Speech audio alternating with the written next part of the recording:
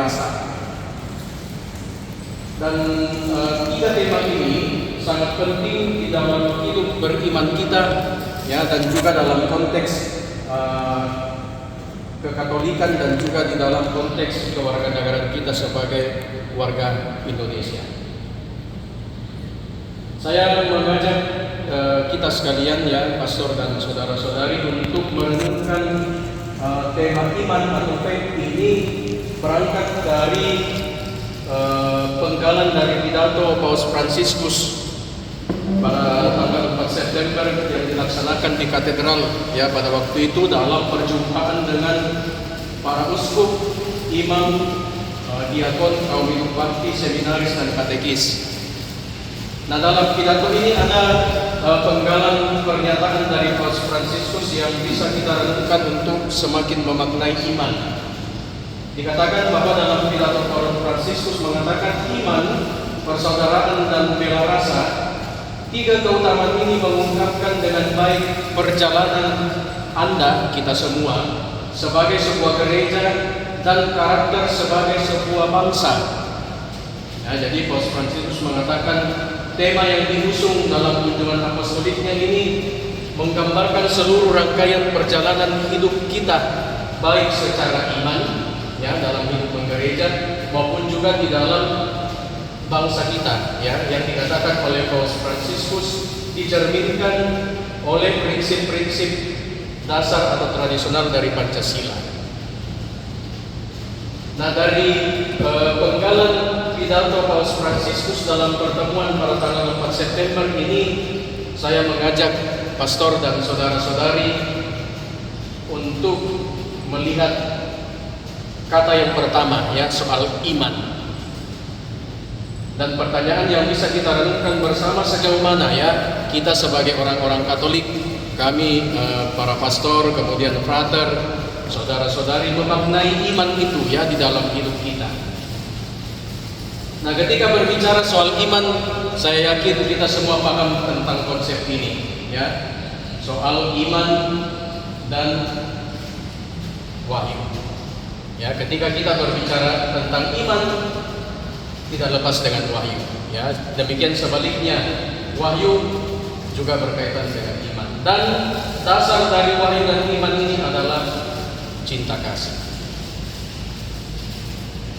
Nah, kita lihat satu persatu mulai dari wahyu, ya. Saya mengajak kita untuk semakin memahami bahwa wahyu itu merupakan suatu tanda, ya, tanda yang digunakan oleh Tuhan untuk berkomunikasi dengan kita manusia, atau dalam bahasa yang lebih religius, bahwa wahyu itu adalah tanda cinta kasih Tuhan kepada kita.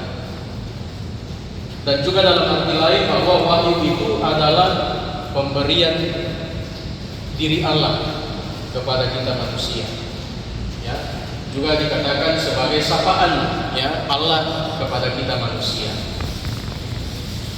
Bagaimana bentuk wahyu? Kalau kita melihat di dalam hidup kita, wahyu atau sapaan Tuhan atau pemberian Tuhan itu hadir dalam berbagai bentuk, ya. Seperti dalam slide ini dikatakan, wahyu Tuhan itu bisa dalam bentuk kitab suci, ya, atau boleh digambarkan sebagai surat, ya, surat cinta kasih Tuhan kepada kita.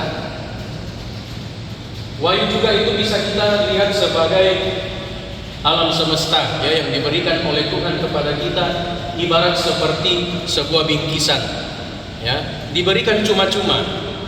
Tidak ada Allah mengatakan alam semesta diberikan dengan harga, dengan kurban, tidak, tetapi itu diberikan sebagai bingkisan, sebagai hadiah, cuma-cuma dari Allah kepada manusia. Bentuk wahyu yang paling nyata itu yang kita imani sekarang ini adalah melalui Yesus Kristus, ya, kehadiran nyata, atau boleh dikatakan sebagai foto, gambar Allah yang nyata dalam kehidupan manusia, ya.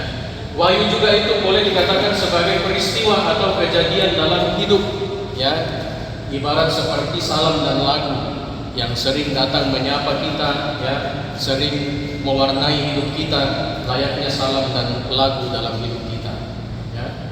Wahyu juga itu hadir dalam bentuk gereja, ya, gereja yang merangkul. Maka kalau kita mengatakan saya Katolik, Saya beriman Katolik berarti kita berada dalam rangkulan gereja. Lalu wahyu juga itu hadir dalam bentuk yang nyata, yaitu sakramen-sakramen ya yang kita terima di dalam hidup kita sebagai orang Katolik.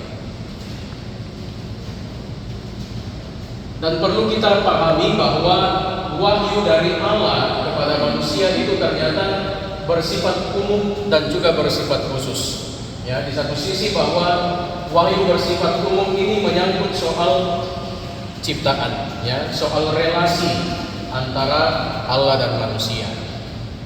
Dan wahyu khusus itu lebih terarah kepada konsep keselamatan yang kita pahami bersama bahwa keselamatan itu hadir dalam pribadi Yesus Kristus, ya, nyata sebagai gambar Allah yang hadir di tengah-tengah manusia.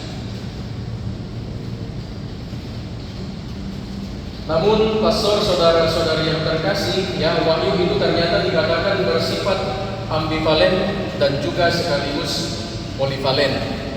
Artinya apa? Bahwa terkadang ya wahyu yang dinyatakan oleh Tuhan kepada kita itu tidak semua bisa memahami.